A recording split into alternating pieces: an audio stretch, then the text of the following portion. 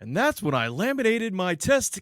Oh, hey, everybody. Welcome to Cinematic Suffering. Hey, I pasted mine to my inner thigh. How are y'all I doing tonight? hope everyone's having had a great weekend. We're releasing this probably on Tuesday, August 1st. Yep, that's when it comes out. When upon the recording of this, R.I.P. Pee Wee Herman. We just found out Yep. that the passing of the great Pee Wee Herman, one of the if you are a Gen Xer, he was a big part of your childhood and a big part of your adolescence. Yeah.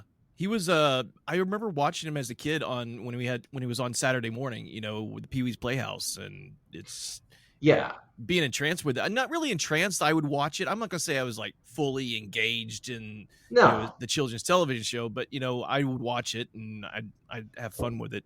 And of course, when he started doing more like off kilter roles that weren't really, when he was in Cheech and Chong. yeah. He was Yeah. he was in the movie Blow, wasn't he? Oh, I think so. Yeah, he was. Yes, selling And the selling that yayo, and then he was in Buffy the Vampire Slayer, the movie. I remember when that came out. That was like one of the real first times I was like, yeah, that's fucking I Pee Wee Herman. that's Pee Wee. So yeah, R.I.P. Mr. Rubens, you'll be missed. Rest in peace, indeed.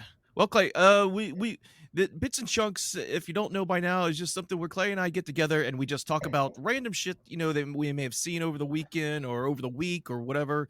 We're talking about movies, horror movies specifically, and yeah, we're still working on our death metal write up. So stay tuned for that. That is coming along well.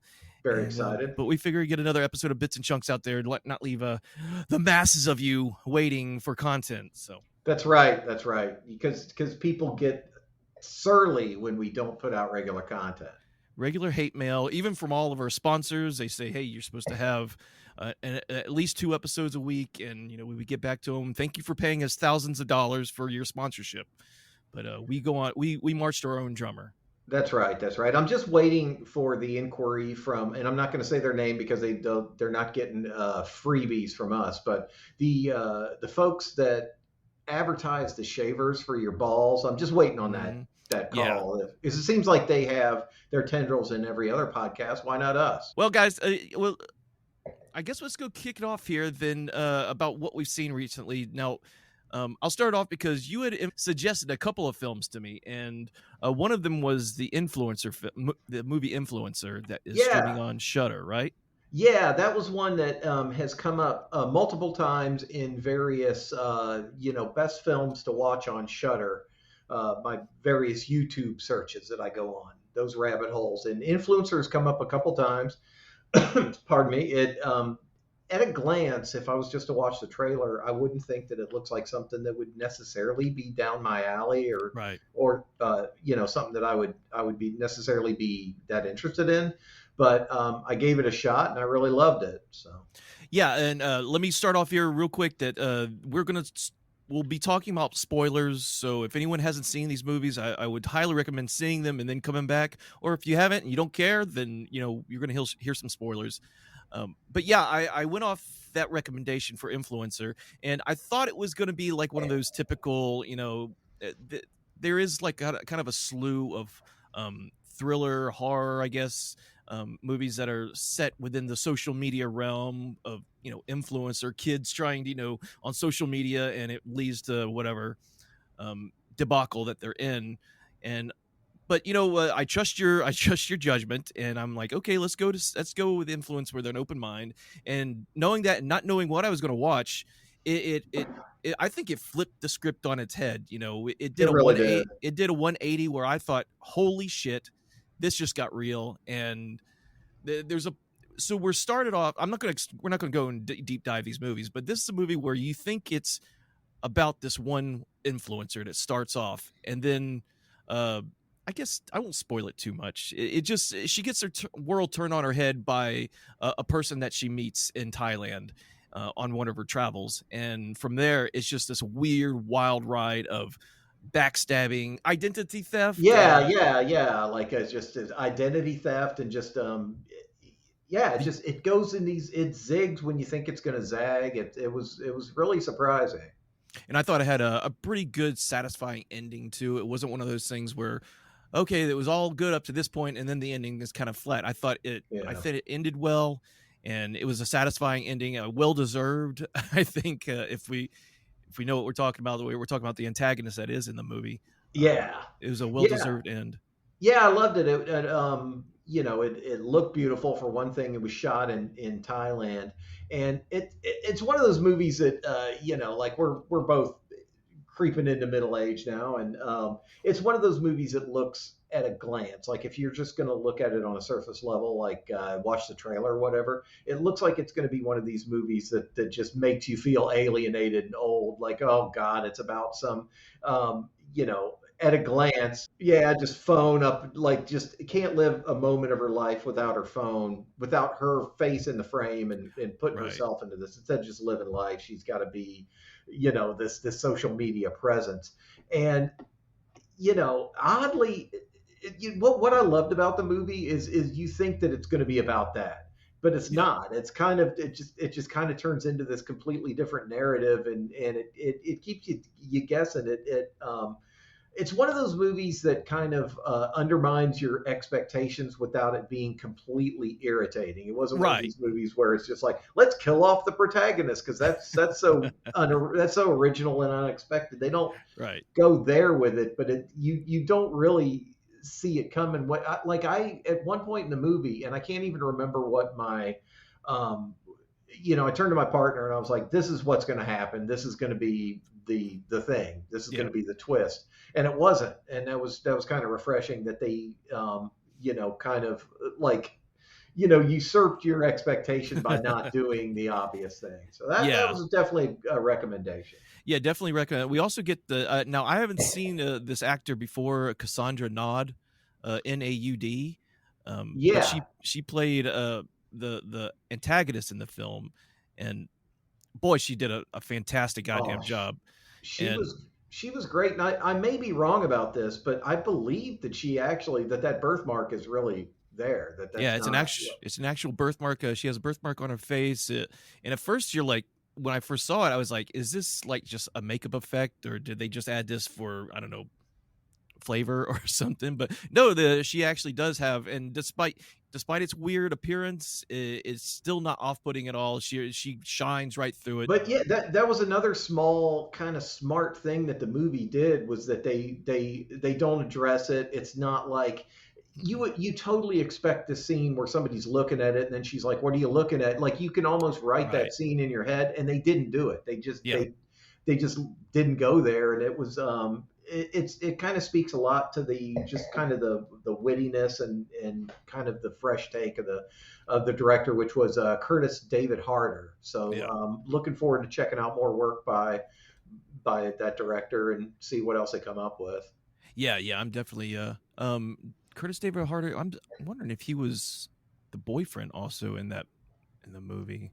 I don't It's know. possible. I didn't do too much of a deep dive into this one. No, he wasn't. He wasn't. Okay. Okay, yeah, so that's Influencer. Highly recommended by both of us. If you haven't seen it, it's streaming on Shudder at the moment. That's right. That's right. Let's see. Well, what do we have next on what's on your list? One that you recommended, right? It's kind of weird these kind of you know, coincidences that pop up in life. Yeah. Our good friend Tony Salvaggio was gracious enough to guest star an episode or two back of Bits and Chunks, and he recommended Brooklyn 45 was one of the many movies on his list of recommendations, and then but right before we recorded this episode you recommended it also. Yeah. So I checked that one out this just last night actually. So it's still pretty fresh in my memory, just to get an idea, you know, of what it was about. It was 2023 is when it debuted, so it's a pretty new movie. It's a supernatural thriller directed by Ted Gagan, is how his name's pronounced. I had to look that up. Yeah. It's starring Anne Ramsey, Ronnie Rames, Jeremy Holm, Larry Fesselblin, Ezra Buzzington, and other people. It's got a it's Now this interesting isn't movie. this isn't the same Anne Ramsey that was in the Goonies as Ma Fratelli. This is a different Anne No. Ramsey, by the way. So Yeah, she'd be a much older lady by yeah. now. Well, yeah, and she also passed away in like 89 or 90. Yeah, I had to look it up because I saw the name Anne Ramsey come up with the credits, and I was like, that sounds really familiar. And then when I looked it up, the first name pops up is Ma Fratelli from the Goonies. So Well, maybe I dropped you on your head once, maybe twice. but God, yeah, only in hindsight do we realize how fucked up the Goonies was. right. we should definitely do a whole episode on that one. But Gladly. Brooklyn 4-5, yeah, I recommended it, and it's, there's some things I felt were flawed about it, of course. Me But too. I think I recommended it before I got to the end of the movie. I think by that point I was like, I was engaged in what was happening and the mystery that was that was surrounding what was the events that were going on. I know I'm being very general, but I guess we can go a little bit detail. There's um the yeah, Post World War II. right. Post World War II, friends get together who are in the war in significant positions of power, and the the colonel who's there, the main guy who gets them to the house, he wants to perform a séance because his wife just killed herself. He wants to know if there's anything out there. He's lost his faith in any kind of religion, or that there's anything out there. So he wants to have this séance, and he thinks he can do it. And his friends just kind of scoff at him, and what we're seeing is just pretty much it's almost like a teleplay. It's where it's very enclosed location. There's only like 6 people in the movie, maybe 5, Six. including It's the colonel, the interrogator, her husband, the other dude, the other dude. Six, and then yes, seven if you count the German the lady. German lady. Yeah. Yeah. And it was one of those things. I also one thing that I credited for it was because the cast is older, so it's not a cast full of young Gen Xers. I say young I mean Gen Xers and up. This is Right.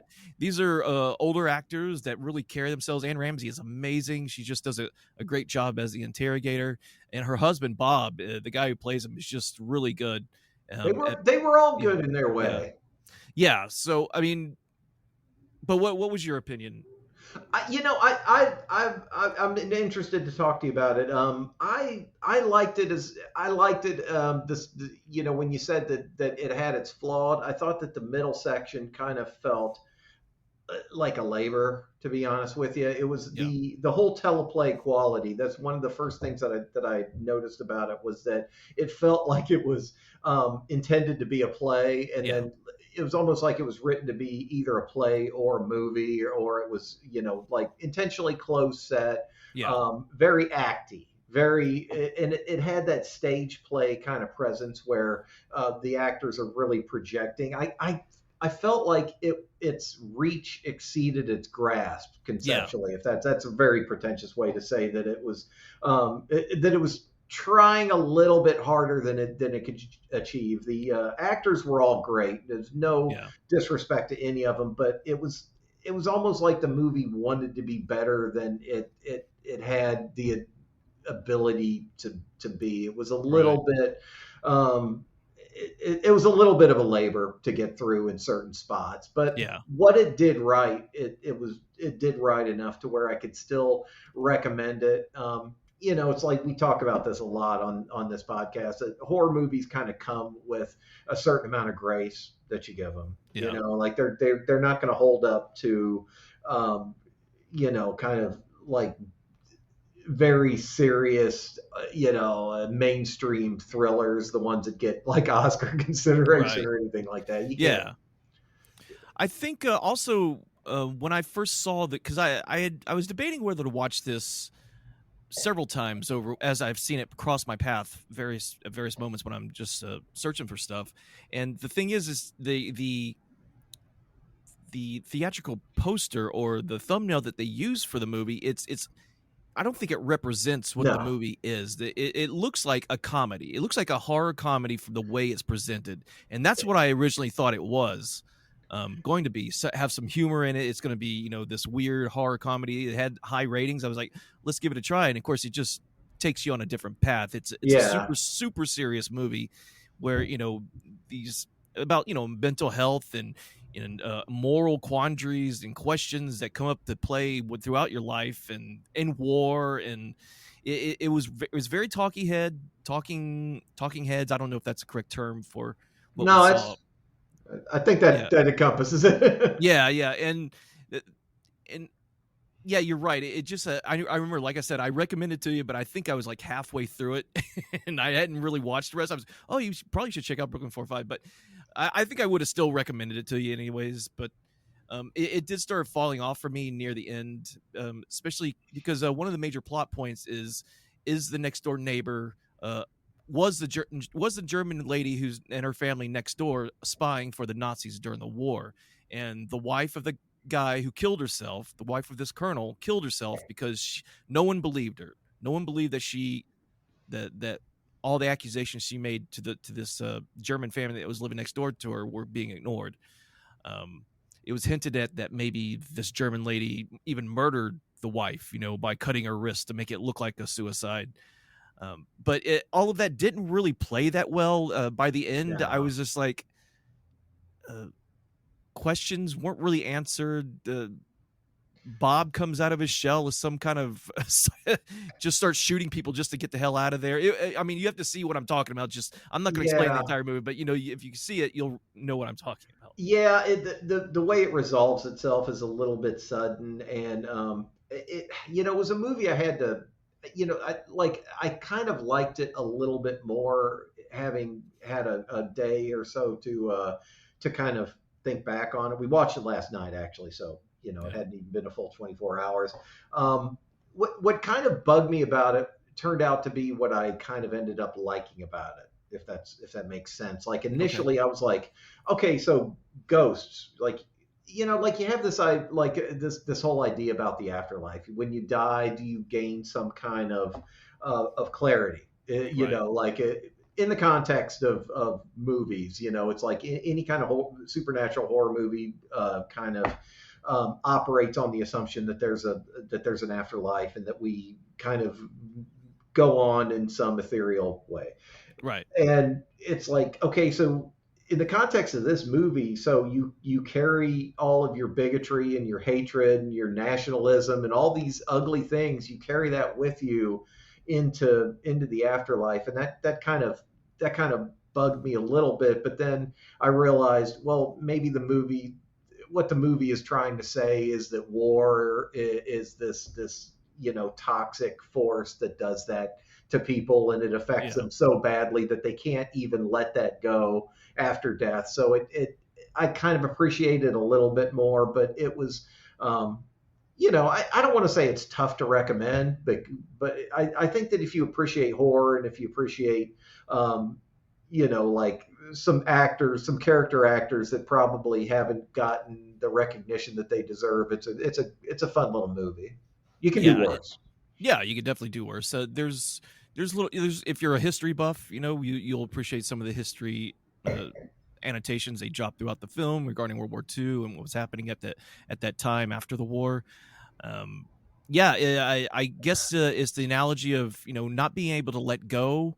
It's the double-edged sword of the colonel couldn't let go of his dead wife, and the characters couldn't let go of their past in the war because of the things that they did. So it was all about letting go and faith. And so yeah, I mean, it can be a thinker if you really want it to be, or it can be a stinker if you're just bored with it. So Yeah, like if you there's some definitely some ghoulish moments in it, but if you're a gore hound, it's probably not your movie. But I do have a recommendation if you are a gore hound. So, okay, yeah, what is that? which I don't know how much you want to go into this one because you haven't had a chance to see it yet. But I've been geeking out about this movie since I discovered it, and I can't believe that I haven't that it hadn't been on my radar until now. But somebody sent me a trailer for this 2011 Italian gore film called Adam Chaplin, and I've Oh, been that's right. freaking over the moon with it. I haven't had a chance to try it out yet, but I got the DVD Oh, today. It rad. just came today, and it's. I watched it online on one of these questionable sites that's trying to give you malware, so don't do that. But yeah, 2011, directed by Manuel DeSanti and Guilo DeSanti, which can't be a coincidence that they have the same last name. And it's starring Emmanuel DeSanti, who you can tell spends about 8 days a week in the gym, pumping iron, Right. waxing. And it's just, if you love stuff like the anime, like Fist of the North Star, and just gonzo bananas crazy shit like think Manborg or what's another one, Turbo Kid, stuff like that, but with zero irony. There's Right. no winking at the camera. It's kind of like it's a 15-year-old metalhead sketchbook made into a movie. It's just Yeah. this bleak noir, hyper gory. There's a real kind of bare bones revenge plot, but it's just a vehicle for this dude punching people's heads off and then they explode. It's so cathartic, it's so gory, and it's so much fun. I just Yeah. loved it. You sent me the theatrical trailer, and you didn't even explain what it was. You just kind of sent the theatrical trailer, and I was like, "Oh, is this like maybe a suggestion for the show or something?" So I watched it expecting to see something, like really cheesy, and it was cheesy. Don't get me wrong, but Yeah, it is. the theatrical trailer. I think I came back to you right after I watched it. I said, "We gotta watch this," and Yeah. I then you told me your story of how you kept trying to track it down. You had to get like a VPN and get on these these BitTorrent kind of like places to try to Yeah. pirate it, which we don't recommend, guys. Mhm. Clay did buy the DVD. He does have the DVD, so Yeah. it's legit. But I'm not willing to risk my computer for that. So I think maybe I'll try to get a copy of that DVD, or maybe if you can rip a copy for me and upload it to Dropbox. By the way, no one's pirating, guys. No pirating. It's just between No, us.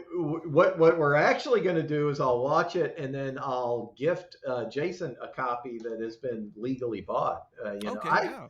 I it's so like I'm curious to see how this thing plays because I bought it off of all places Walmart's website. I Wow. figured if it's all jacked up and it's some effed up bootleg, Walmart's going to give me my money back. But they Yeah. don't care. I brought Yeah, back yeah. 2-year-old items to Walmart. So, No, but yeah. like funnily enough, like when I was watching this, it had some uncanny parallels to, and if you're listening to this, you won't be able to see it, but Luther Strode is one of my favorite graphic novels, and it's uncannily close to this. I don't know if the creator of Luther Strode was influenced by this, or it just happens to be one of those coincidences that Yeah. great minds think alike. If you like graphic novels and you like hyper gory martial arts, kind of like you know, uh, Fist of the North Star inspired people getting their head knocked off with a punch. Check out Luther Strode. Yeah. I definitely need to I need to watch this movie. It's imperative because, like I said, that one weekend after you showed it to me, I was looking everywhere for it, and Mm-hmm. I did see it in DVD form, and I was like, well, maybe I'll just wait because I'm not sure if I don't even think I don't have an active DVD player. I have to hook something up, and that would require work for me, and I don't want to do any work. So I don't. Yeah, it's like I mean, we live in a time where like an actual physical media player is kind of like some old person shit that you don't want to mess it is, with. and yeah, so that's on the list for sure. Once I can get Yeah, I back can't into wait some. until I'm looking forward to seeing what you think of it. I'm one of these weirdos that like when I saw Tokyo Gore Police, I couldn't stop talking about it. Oh So yeah. if you're my kind of weirdo, if you've got more Guar shirts than you need, if like if you've seen Manborg and everything else that Astron Six is pumped out, you'll like Adam Chaplin. Cool. Well, let's go to one that we both seen. The one Absolutely. another one that you recommended to me was the Irish / English production called Unwelcome. Ah, yes, yes, Unwelcome. So, directed by John Wright, written by Mark Stay and John Wright, and it stars Hannah John Kamen, Douglas Booth and Colm Meaney, which they're leaving out the main people that we need to talk about that are in this movie. That's Okay. it's a friggin' smorgasbord um, of character actors. Right. Amongst them, most notably, is going to be Christian Nairn, who played Hodor, Yeah, in Game of and Thrones. right, and Colm Meaney, who we all recognize from the Star Trek shows. He was Engineer O'Brien. Yeah, yeah, and he's been a bunch of other stuff too. I can't remember off the top of my head, but Oh yeah, he's a great actor. But it was he was instantly recognizable when I saw him. I was like, "Oh yeah, I know who this guy is," yeah, and of course Christian too. But um, this was one of those movies that it started off because well, one of your comments to me was just like, I just wanted to. You're the husband of our protagonist, I guess you would call him a protagonist too, was just irritatingly horrible. And I didn't get that sense from the beginning and up until maybe the middle part, maybe close to the somewhere in act 2 of the mhm. story. And then I started getting pissed at him. So we're not talking about the actor himself. We're just talking about the performance and what was written for him. It was irritating. He turned into this. You think he turned into like a more tough guy as things go on, and he turns into a blubbering mass of like impotent flesh just blubbering on the ground. Well, and I kind of wonder what the filmmaker's intention was with that character, like to make him so contemptibly easy to bully. Like our very first introduction to the character is that your very first introduction to him is that he's a little bit too on. He's a little bit too energized and too excited.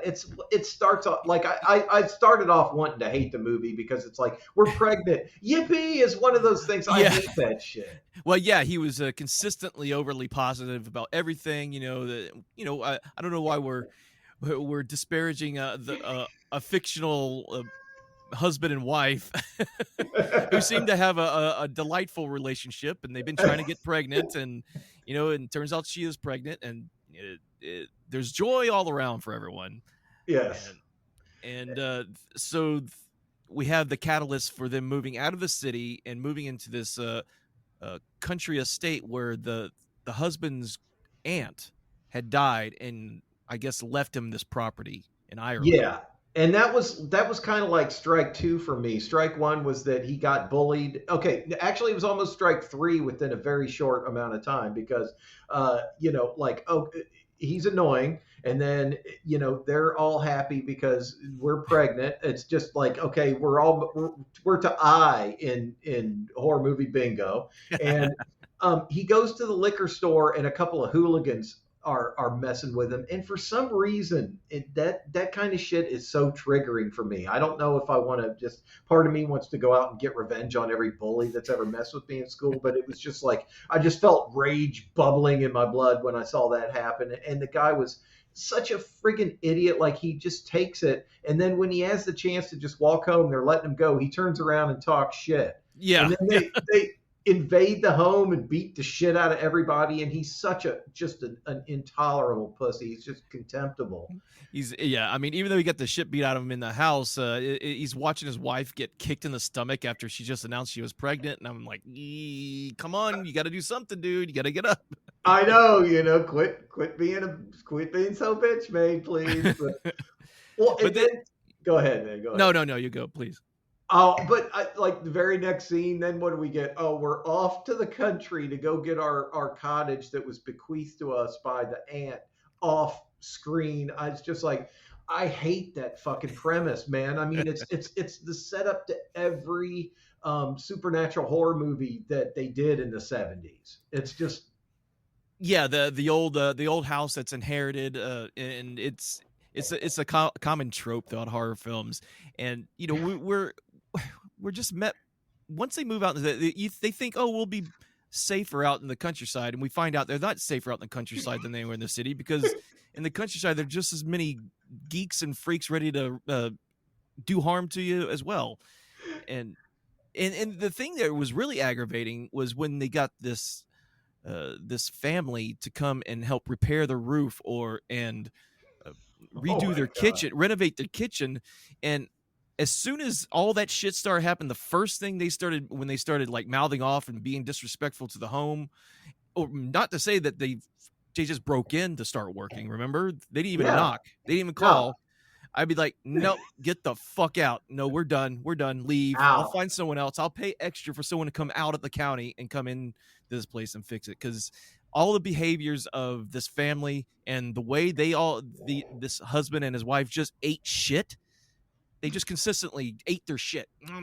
Oh god damn, it And was annoying. yeah, and I was just they just kept eating shit from this contractor and their family and his family that it really became it angered me too. I was getting Yeah. angry. It was like, you got to do something. You can't just sit here and wait for something to happen. And that's exactly what happened. Something. Yeah.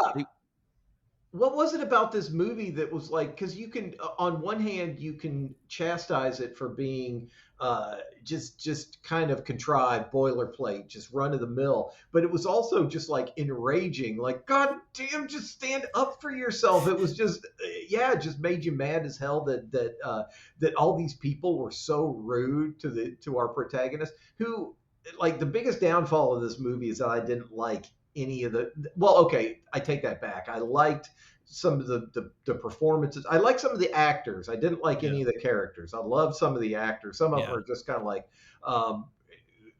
wild side note here is that they need to start letting Christian Nairn speak a little bit more. I mean, he can't be Right. Hodor forever. Oh my god, dude! I was when it there he just played a like this dumb character. I mean, I'm not saying I'm meaning dumb in like a deaf and dumb character. I don't know if that's even Yeah, politically correct to say anymore, but I he think was he'll be playing fine. he was playing the same goddamn character that he played in Game of Thrones, where they weren't giving him any speaking lines. He was getting his ass kicked by everyone around him, and then when he finally talks, it turns out that he's just as big as asshole as his fucking family is. Yeah, he's friggin' Chester the molester over here. When Yeah, you know, but and what's frustrating about that is that the guy's a musician. He's a learned man, and he's a good actor, and he's articulate, and he's got like a pleasant speaking voice. Like, yeah, let him have some fucking lines, for yeah, Christ's sake. yeah. I don't know what they're thinking with that. I haven't seen anything else really with him in it. Maybe I have. I just can't remember. But that popped in my head too when I first saw him, and I thought, oh, they're gonna do something different with Christian. He'll have a speaking part now. And then when he didn't speak, I was like, fuck me. Okay. Yeah, Uh, well, I mean, well, and basically, it's Cole Meany's movie. He eats scenery like Pac-Man in this thing. yeah. He just chews it up, dude. One of my favorite things he kept saying was just "Call me daddy." He Where it's, insists that people call him daddy. Like, yeah. no, man, what are you? But I will say, like, the one of the better things that were in this movie were the red caps, the little people. Yeah, What? which is we've spent all this time talking about this movie. It's like, oh, by the way, the Oh, by only the way, reason to watch it is because there's monsters in it that are really awesome. yeah, yeah. So yeah, we've just bitching and shitting on this thing, but there are really cool monsters. It's definitely a creature feature for anyone who likes that kind of stuff. And what they did, they call them red caps. They're making fun of the leprechaun myth just a little bit. They call them the fur de or something like that. And They're basically the Fae. They're the yeah, wee folk of the forest, kind yeah. of nonsense. And it was cool to see how I didn't look at any kind of behind the scenes on how they did these little people and how they animated them, whether it was pure CGI or if they had little people dress up or forced perspective, what was going on. But I thought they did an excellent job Oh, with it the was makeup it. effects. It immediately brought back memories of what's the film that I'm trying to, the Gate. Oh yeah, The Gate, yeah, Steven Dorff. Yeah, The Gate. That was another one of those movies that I remember having kind of the same reaction to it as a kid. I'd probably be a lot more critical of it now. Yeah, I and there was haven't a lot seen of it stop in years. motion animation when it came to the little demon monsters in that one. Yeah, but I recall as a kid, I was maybe early teens when I saw that movie. When the monsters show up, I was really impressed. The movie kind of redeemed itself, and Unfollow had the same impact on me. It redeemed itself somewhat when Yeah. when the monsters show up. We almost bring up the monsters as a footnote, so the annoying characters are definitely front and center. But it was and it's weird, dude. I don't know if this is your takeaway from it, but as much as I'm bitching about it, yeah, see it. It was fun, Yeah, like yeah. Yeah, I mean, yeah, people get aggravated. There's some scenes that'll anger you, just like that. And I think that was meant to be. It's supposed to. I don't know. It's supposed to elicit some kind of reaction, and definitely got that reaction from us. But I'm not sure if that's the reaction the filmmaker wanted. But hell, maybe it was. That these people were just weak ass city folk that are trying to live out in the country to get escape from city life. I did enjoy Hannah's performance as Maya in the movie. yeah. She's supposed to be pregnant this whole time. She's being more of a trooper than her wimpy ass husband. Oh, She's running. She got kicked in the stomach. Still could give birth, or still could get pregnant, and traipsing through the woods and handling situations with aplomb. And meanwhile, the husband is just put on the back burner. Yeah, yeah. You're kind of hoping for the little people just to grab him up too, but yeah. that's Take not going to him. happen. Take him. I think that they want the kid. No, take him. Take him. Yeah, He's we'll like, exchange him. yeah, I know. He's be much better to have him. But yeah, like I don't want to speak for the filmmaker, but I imagine the dialogue would be like, "Well, did you enjoy it?" And I'd say, "Yeah, I did. I had a good time." I mean, it kind of got under my skin, but Yeah, whether that, like I said, whether that was the intent, with the characters, but yeah, overall, I say hell yeah, give it a watch. You'll be glad to see the characters that deserve their comeuppance get their comeuppance, yeah. and you'll be angry that the character that you should think get a comeuppance never got his comeuppance. So to kind of sum it up, Influencer and Brooklyn 45, which you can see both of those on Shudder. I believe you can see Unfollow on Shudder also. Do you recall offhand? Unwelcome, you mean? Unwelcome. I'm sorry, Yeah, Unwelcome. yeah, yeah. Well, Unwelcome's on Shutter as well. So Shudder, we expect our dividends, and Adam Chaplin, good luck. I Yeah. don't even know if this DVD is going to play correctly. I haven't put it in my PlayStation yet. I'm afraid to, but I'm Just going to. infects your PlayStation with its own virus from a hard copy of Adam Yeah, Chaplin. like all I can do is just watch just loops of Adam Chaplin just punching people's heads off. But if you can get a copy of that and you like insane Gonzo shit like that, check that out or go on YouTube, check out the trailer. Yeah, So definitely check out that trailer. All right, guys. Until next time, this is Cinematic Suffering. I'm Jason. I'm Clay. We'll Peace. talk to you later. Bye. Rah.